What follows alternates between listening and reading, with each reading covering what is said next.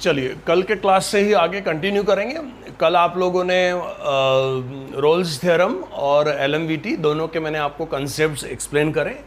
एलएमवीटी means Lagrange mean value theorem और Rolle's theorem तो आप जानते ही हैं। कल कुछ रोल्स थ्योरम के एग्जांपल्स करें, आज रोल्स थ्योरम का एक और एग्जांपल करेंगे और उसके बाद एलएमवीटी में जाएंगे। रोल्स थ्योरम के मैंने कहा दो टाइप के एग्जांपल्स थे। एक एग्जांपल था जिसमें just we are asked to check the conditions whether the conditions of Rolle's theorem are satisfied और नॉट। उसमें सिर्फ ये चेक करना है कि वो गिवन फंक्शन जो है वो रोल्स थ्योरम की कंडीशंस को सेटिस्फाई करता है कि नहीं। और उसके बाद एक एग्जांपल था जिसमें रोल्स थ्योरम को वेरीफाई करना था। Bye the way concept explain नहीं करूंगा मैं आज, कल काफ़ी डिटेल में इन डेप्थ मैंने आपको कंसेप्ट एक्सप्लेन करा। आपको अभी भी नहीं समझा, आप कल का वीडियो लेक्चर एक बार ज़रूर देखें। सो फंक्शन क्लोज इंटरवल पर कंटिन्यूस होना चाहिए, ओपन इंटरवल पर उस करस्पॉन्डिंग ओपन इंटरवल पर डिफरेंशिएबल होना चाहिए, तो उस ओपन इंटरवल के बीच में कम से कम एक जगह डेरिवेटिव ज़ीरो होता है। ये रोल्स थ्योरम ने बोला।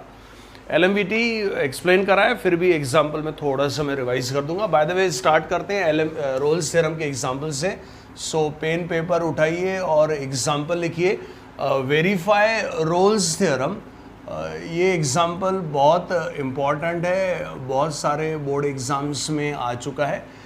Verify Rolle's theorem for the function, verify Rolle's theorem for the function f of x equal to e raised to x into sin x minus cos x, और obvious है कि एक close interval देगा तो बोल रहा है कि on close interval π/4 to 5π/4।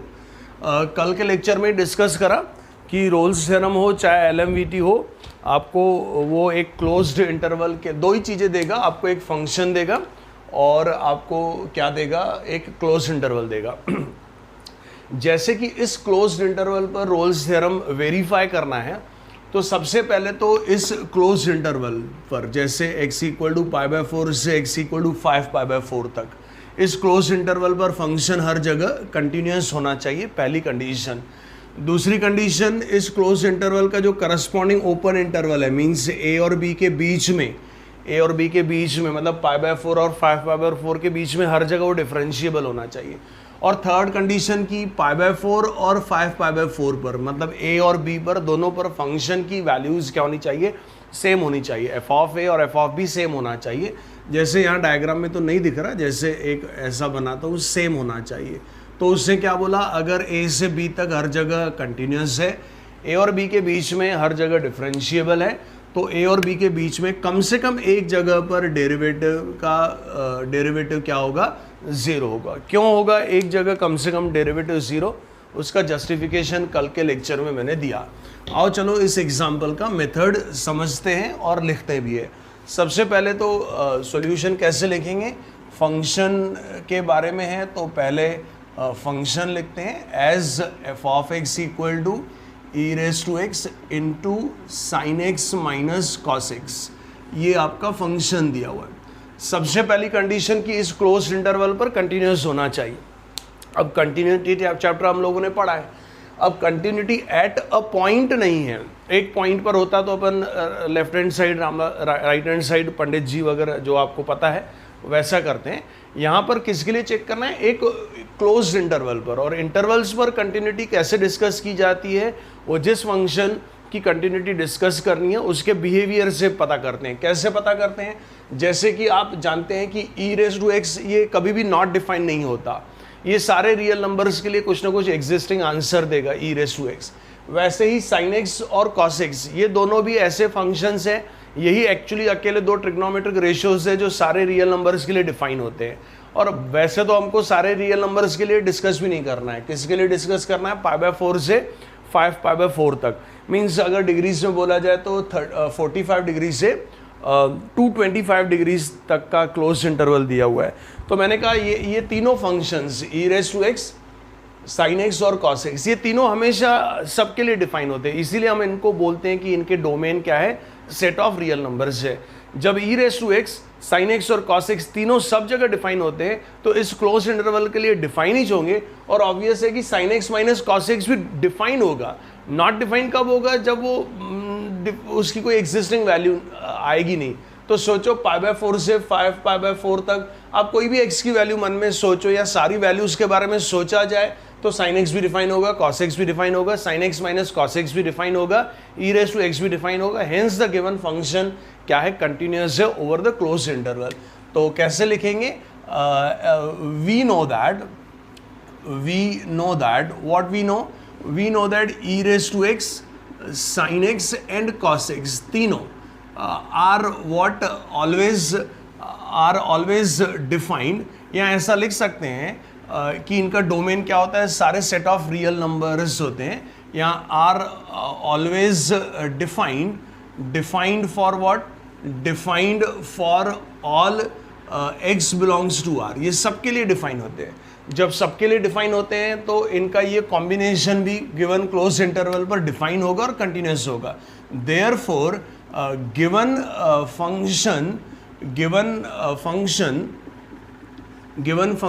f is what? क्या होगा? कंटिन्यूस होगा। गिवन फंक्शन f क्या होगा? कंटिन्यूस होगा फॉर क्लोज इंटरवल या ऑन क्लोज इंटरवल π/4 टू 5π/4 पर क्या होगा? ये कंटिन्यूस होगा। सो पहली कंडीशन तो सेटिस्फाई हो गई रोल्स थ्योरम की कि given function given close interval पर क्या है? कंटिन्यूस है। अब उसको अब चेक करने का कि इसी करस्पॉन्डिंग ओपन इंटरवल पर डिफरेंशिएबल है कि नहीं। तो डेरिवेटिव निकालते हैं। Now we will find f dash of x। Derivative निकालना आता है आपको। क्या करेंगे? प्रोडक्ट रूल लगाएंगे।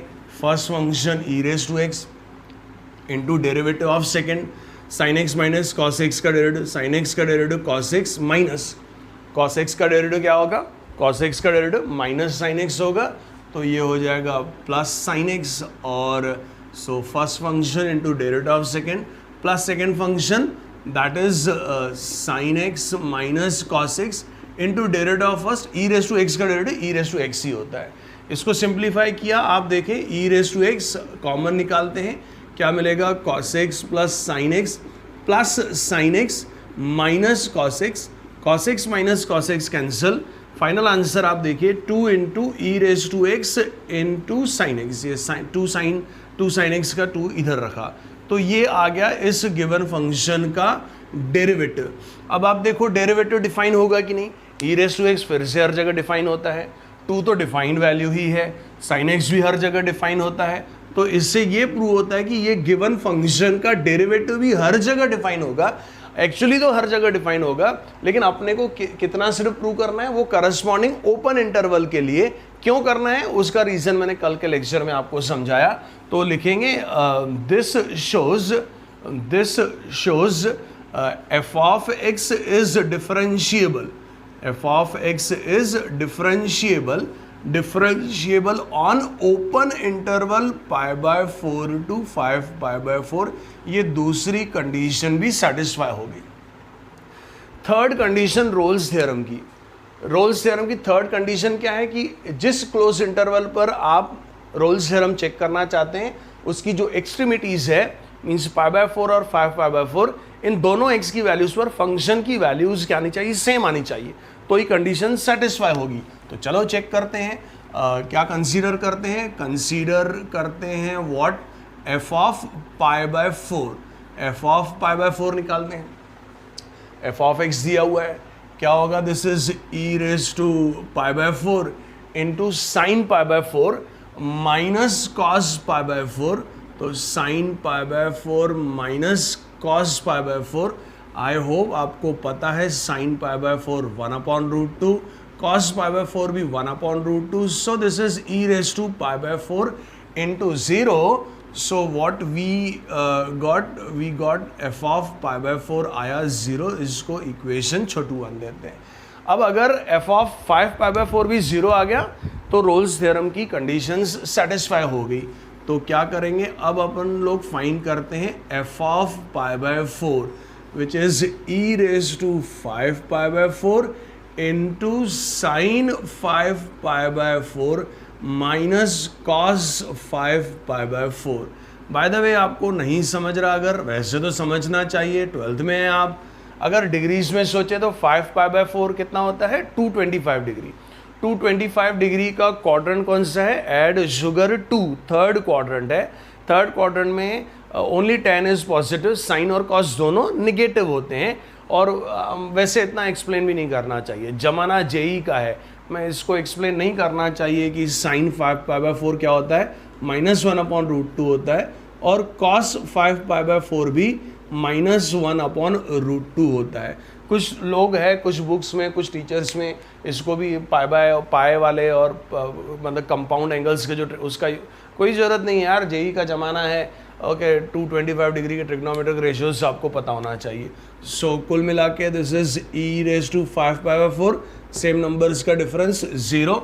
सो इट इज़ f(π/4) भी आया क्या 0, इसको 2 दे देते हैं।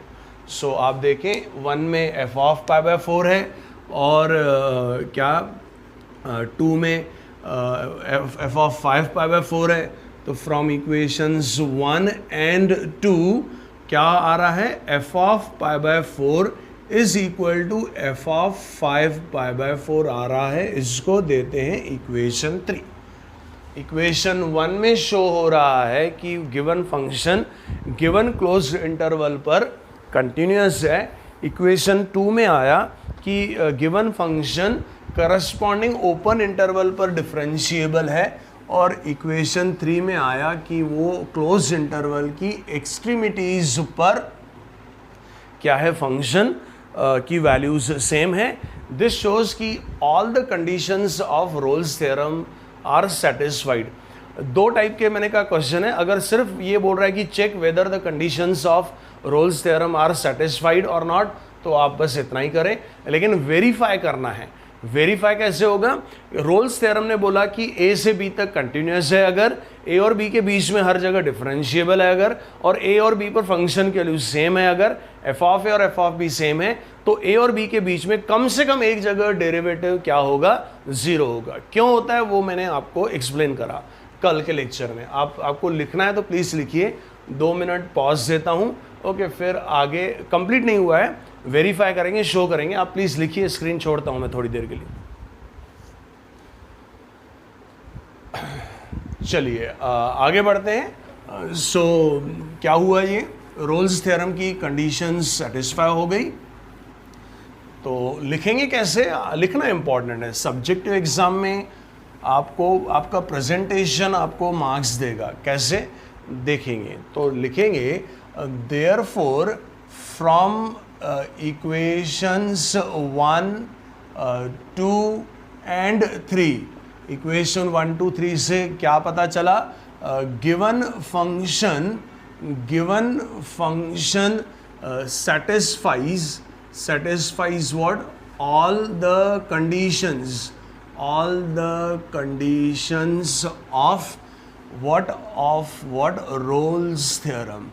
अब सारी कंडीशन सेटिस्फाई हो रही है, तो therefore there exists what, at least one c, at least one x equal to c belong to, at least one x equal to c belong to what, the given open interval की such that क्या होगा, such that उस जगह पर derivative 0 होगा। तो अब पता करना पड़ेगा कि अच्छा होगा जरूर, क्योंकि रोल बाबू ने इसी चीज़ की गारंटी ली कि अगर मेरी तीनों कंडीशन सेटिस्फाई होती है तो पक्का π/4 और 5π/4 के बीच में एक जगह डेरिवेटिव 0 मिलेगा ही। तो हम लोग देखते हैं वो कौन सी c की वैल्यू है जिस पर डेरिवेटिव 0 आ रहा है। तो उसके लिए f' को 0 से इक्वेट करेंगे तो c की वैल्यू मिल जाएगी। तो f' आपको याद होगा, फाइंड किया था, क्या लिखेंगे, देयरफॉर फ्रॉम इक्वेशंस 2 f' था 2e⁵x इंटू साइन x, तो f' क्या होगा 2e⁻c into sine c equal to 0। अब ऐसा c फाइंड करना है कि जो इस कंडीशन को सेटिस्फाई करे। बाय द वे 2 तो 0 है नहीं, तो e raise to c into sine c की वैल्यू 0 होगी। बट अगर आपको बेसिक समझता है तो ई रेस टू सी भी कभी 0 हो ही नहीं सकता, क्योंकि ये इसकी वैल्यू तो 2.7132 होती है, तो इसका कोई भी पावर 0 कभी ला ही नहीं सकता। तो इसका मतलब पक्का साइन सी 0 है। चलेगा कि नहीं? अब साइन सी 0 है तो आपको सी पता करना है। तो आपको बताना है कि ऐसी कौन सी सी की वैल्यू है जहाँ पर साइन उसका साइन 0 होगा। तो आप जानते हैं 11 से पढ़ रहे हैं, साइन 0 कब होता है? जब एंगल की स्टैंडर्ड एंगल की फाइनल रे कहाँ पर आती है? एक्स एक्सिस पर। मतलब कहाँ पर? 0, पाई, 2 पाई, 3 पाई, 4 पाई, आपको याद होगा आई होप। निगेटिव में भी 0, माइनस पाई। सो देयरफॉर सी क्या होगा? सी इक्वल टू होगा 0, comma plus minus pi, comma plus minus 2 पाई, कॉमा प्लस माइनस 3 पाई, ऐसा होगा। डैश डैश डैश कब? हमेशा। लेकिन रोल बाबू ने क्या बोला कि गिवन क्लोज इंटरवल पर कम से कम किसी एक वैल्यू, 2 भी आ सकती, 3 भी आ सकती, कम से कम एक जगह डेरिवेटिव 0 होगा। वैसे तो बहुत जगह डेरिवेटिव 0 आ रहा, लेकिन अपने को चेक करने के कि अपने इंटरवल के बीच में ऐसी कौन सी वैल्यू लाई कर रही है कि जहाँ डेरिवेटिव 0 है। तो आई होप 0 तो नहीं है π/4 और 5π/4 के बीच में। प्लस माइनस पाई, निगेटिव तो सवाल ही नहीं, क्योंकि जो क्लोज इंटरवल है पॉजिटिव है, तो फिलहाल निगेटिव को भूल जाते हैं। पाई है क्या? यस, पाई है। π/4 और 5π/4 के बीच में आता है पाई। 45 और 225 डिग्री के बीच में 180 डिग्री, फिर 2 पाई 360 डिग्री, निकल गया उसके बाहर। तो therefore c is equal to what? Pi. Therefore f dash of pi equal to 0, that is for x equal to pi. Pi किसको बिलोंग कर रहा है? Which belong to the given open interval, जिस पे अपने को प्रूव करना है 5π/4 क्या है? F dash of x equal to 0 है। या ऐसा लिखेंगे कि now only pi belongs to open interval π/4 to 5π/4 only among all these values, therefore f dash of pi equal to 0। इसका मतलब है कि रोल्स थ्योरम वेरीफाई हुआ, कि देखो वेरीफाई करा, सब कुछ करेक्ट है, कंडीशंस भी सेटिस्फाई हो रही है, और देखो एक वैल्यू आ रही है इसके बीच में जहाँ डेरिवेटिव 0 है। समझ गया? तो रोल्स थ्योरम खत्म हुआ। इसके बाद हम लोग LMVT के कुछ एग्जांपल्स करते हैं। आप प्लीज़ लिखिए, फिर कंटिन्यू करेंगे। लैग्रेंज मीन वैल्यू थ्योरम के एग्जांपल्स करते हैं। कंसेप्ट भी थोड़ा मैं एक्सप्लेन करूंगा जरूर, वैसे लास्ट लेक्चर में करा था। So please write down example. Verify Lagrange's mean value theorem for the function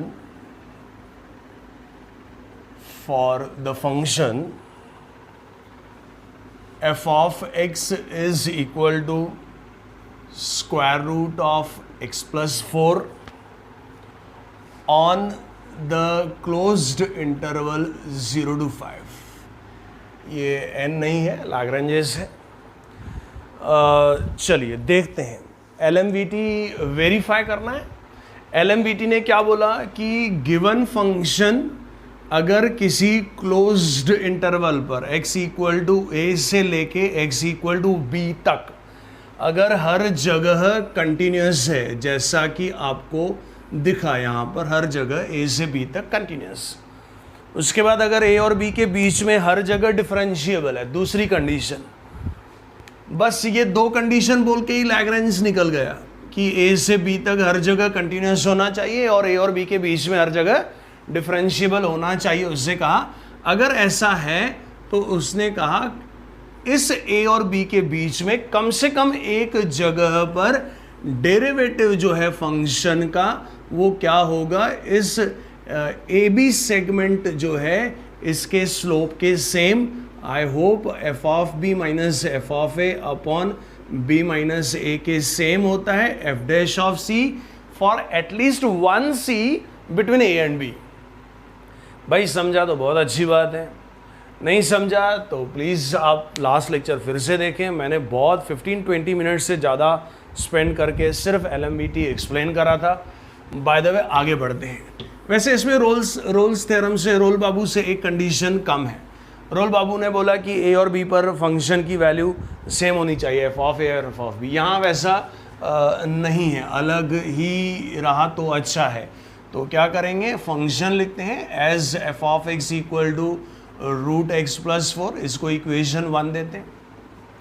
bye the वे जो गिवन फंक्शन है वो 0 से 5 इस क्लोज इंटरवल पर बोल रहा है हर जगह कंटिन्यूस होना चाहिए। अब ज़्यादा एक्सप्लेन नहीं करेंगे। आप देखिए ये रूट ऑफ एक्स प्लस 4 0 से लेके 5 तक, 0 डालेंगे तो 4 आएगा, रूट 4 इज 2 डिफाइन होगा। यहाँ 5 तक जाएगा तो 9 पे जाएगा, रूट 9 इज व्हाट 3। तो अगर जब x 0 से 5 तक जा रहा तो फंक्शन की वैल्यू कहाँ से जा रही है, 2 से लेके 3 तक जा रही है। तो वो फंक्शन हर जगह डिफाइन होगा, हर जगह होगा कि नहीं डिफाइन। तो चलो लिखेंगे द गिवन फंक्शन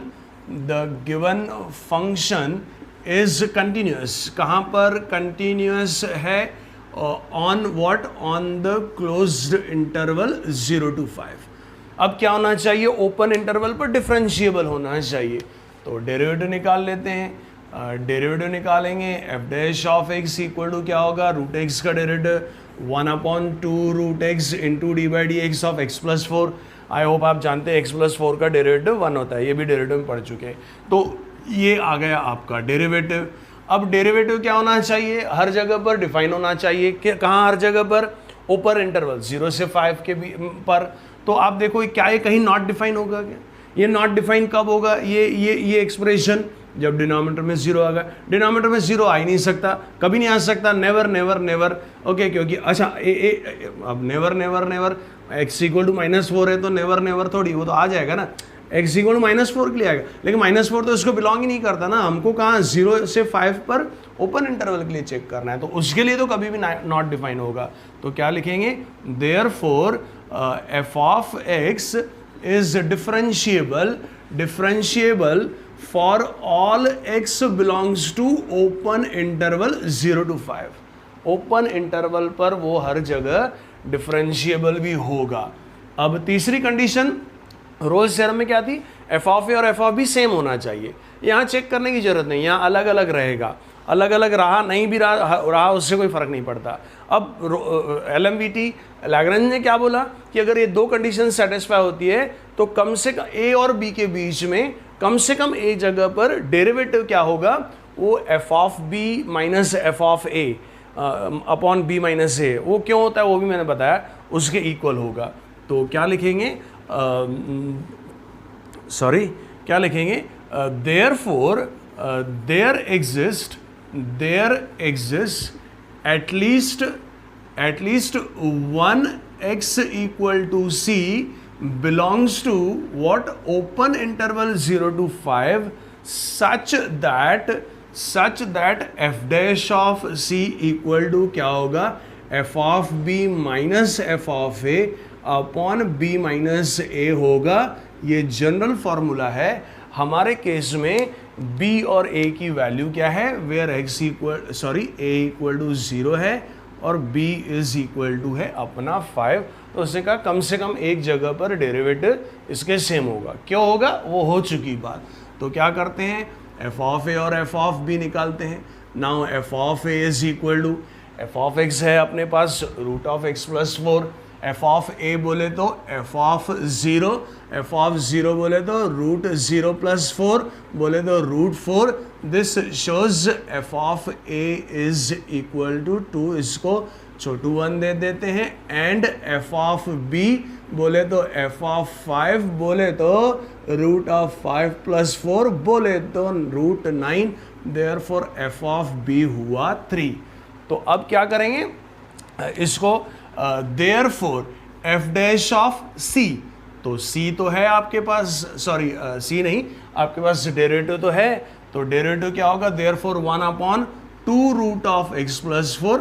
आपने c पुट करने के बजाय आप x में भी रहने देंगे तो चलेगा। अल्टीमेटली c किसकी वैल्यू है, c किसकी वैल्यू है, x की वैल्यू। तो अल्टीमेटली ऐसा x मिल गया जिसके लिए वो डेरिवेटिव इसके इक्वल होगा, और ऐसा x, वो x क्या होना चाहिए, इस ओपन इंटरवल के बीच में होना चाहिए, LMVT वेरीफाई हो जाएगा। तो इसको इक्वेट करेंगे f of b F of B क्या था 3 minus F of A 2 upon B बोले तो 5 माइनस ए बोले तो 0। यहाँ लिख सकते हैं, इसको 1 दिया, इसको 1 दिया था, 2 दिया था, इसको 3 दे देते हैं। तो 2 और 3 का 2 डेरिवेटिव के लिए 2 का यूज़ करा और इस फॉर्मूले को 3 में से उठाया। तो यहाँ लिख सकते हैं फ्रॉम इक्वेशंस 2 एंड 3 का हम लोगों ने यूज़ करा। चलिए मिलना चाहिए अभी ऐसा x, तो कैसा x 1 upon 2 root X plus 4 is equal to this is 1/5, so it is 1 upon root X plus 5 is equal to 2/5, so root x plus 5 is equal to 5/2, so x plus 5 is equal to 25/4, x equal to 25/4 minus 5, so x equal to this is 5/4। और आई hope आपको 5/4 बोले तो okay, सवा बोले तो 1.25। क्या 1.25 जो है वो इस ओपन इंटरवल को बिलोंग करता है? क्या ये 0 से ज़्यादा है, 5 से कम है? तो यहाँ लिखेंगे as this 5/4 it belongs to open interval 0 to 5, okay, where F dash of 5/4 क्या आ रहा है? सो अब ये लिखने की ज़रूरत नहीं है। अभी क्यों लिखने की जरूरत नहीं है? रोल्स थ्योरम में लिखा क्योंकि वेयर एफ डैश ऑफ 5/4 क्या था, मतलब 0 आता है डेरिवेटिव। यहाँ डेरिवेटिव 0 नहीं आता, डेरिवेटिव कितना, इसलिए लिखेंगे नहीं, बस यहाँ कंक्लूड कर देंगे कि हेंस LMVT इज वेरीफाइड। क्यों? आपने वेरीफाई करा कि नहीं? हाँ, इसको देख के याद आया, प्रीवियस एग्जाम्पल में भी हम लोगों ने ऐसी x की वैल्यू ढूंढी थी जहाँ डेरिवेटिव 0 था। तो उसमें हम लोगों ने लास्ट में कंक्लूड करा कि देखो भैया, ये वाली x की वैल्यू अगर आपको याद होगा पाई बिलोंग्स टू π/4, 5π/4 था, जहाँ पर एफ डैश ऑफ पाई 0 आ रहा था। हम लोगों ने वहाँ लिख के छोड़ दिया था। वहाँ आखिरी में प्लीज़ एक सेंटेंस अपडेट करना कि hence Rolle's theorem is verified. उम्मीद है आपको समझ रहा है। बस आज एक और एग्जाम्पल करेंगे LMVT का, फिर आपको भरपूर प्रैक्टिस करनी है। प्रैक्टिस में जो डाउट्स आएंगे वो जरूर डिस्कस करेंगे। सो राइट, एक एग्जाम्पल और करते हैं लैग्रेंज मीन वैल्यू थ्योरम पे। पेन पेपर उठाइए, लिखिए verify LMVT for the function f of x equal to x plus 1/x on the closed interval 1 to 3. Verify LMVT for the function f of x equal to x plus 1/x on closed interval 1 to 3. फिर से इसमें दो ही conditions हैं, दो condition satisfy होगी तो तीसरा मैंने कहा प्रूव करना पड़ता है कि एक जगह कहीं पर उनके बीच में डेरिवेटिव वो f of b minus F of a upon B minus a के सेम है। चलो सॉल्यूशन स्टार्ट करते हैं। बोर्ड पे ध्यान देंगे। हियर फंक्शन क्या दिया हुआ है?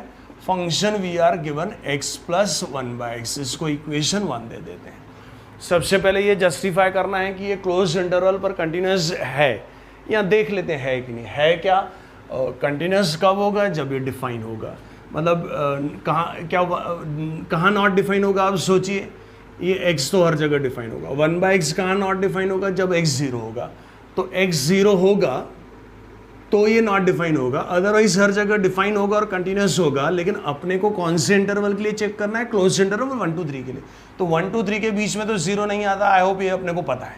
तो इसका मतलब अपना जो क्लोज इंटरवल है वहाँ पर वो हर जगह कंटिन्यूस है। तो लिखेंगे द गिवन फंक्शन, कुछ नहीं लिखेंगे, कॉमन सेंस है इसलिए वो सिर्फ डायरेक्ट लिख देंगे, कोई जस्टिफिकेशन नहीं देंगे।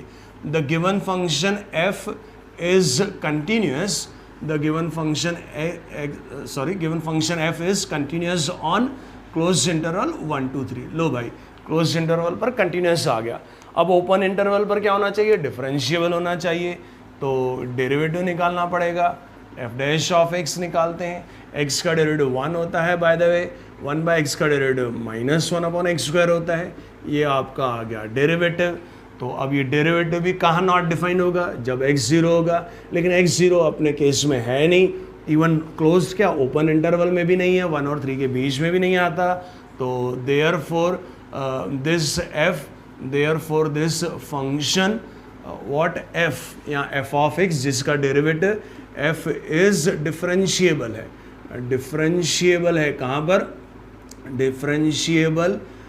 Differentiable on open interval 1 to 3 पे डिफरेंशिएबल आया।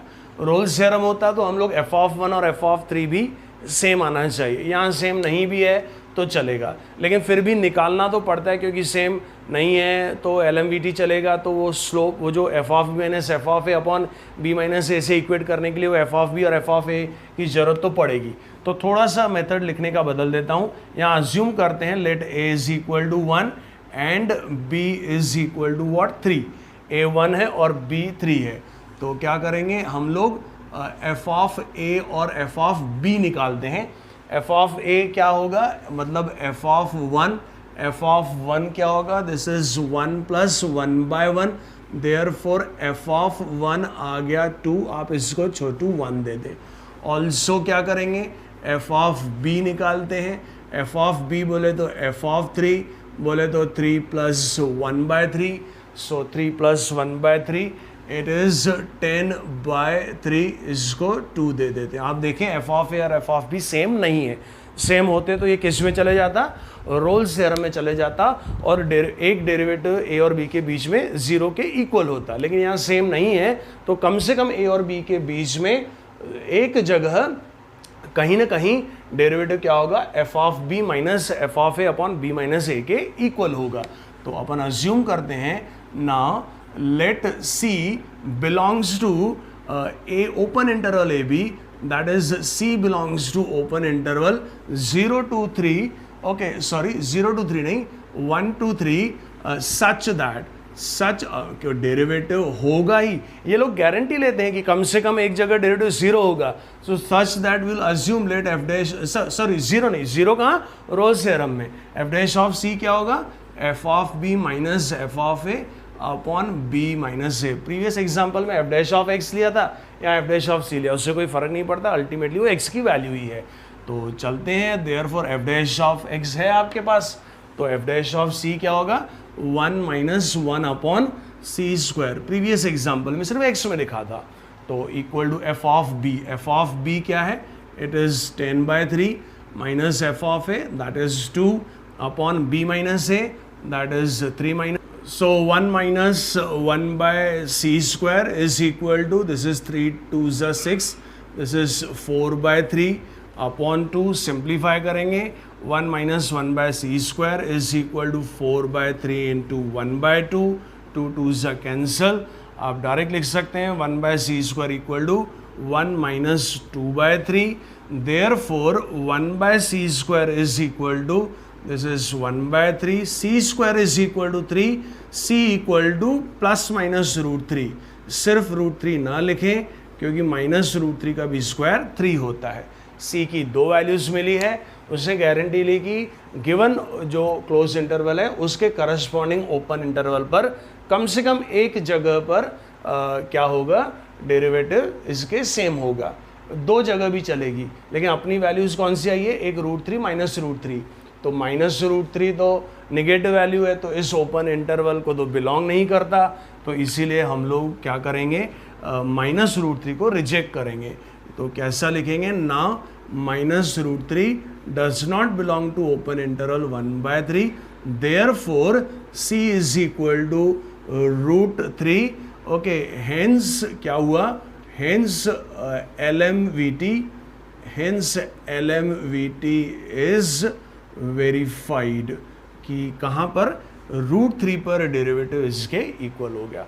बाय द वे ये x की ही वैल्यू है, तो आप x इक्वल टू √3 भी लिख सकते हैं।